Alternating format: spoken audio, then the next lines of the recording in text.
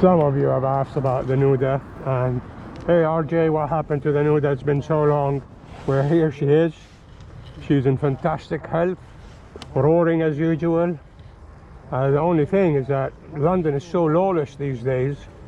I don't ride it if I'm commuting or if I need to park anywhere. Absolutely not, because all the others are, or the other bikes that is, are replaceable, except for my soulmate, my Nuda. So there she is, still as glorious as ever.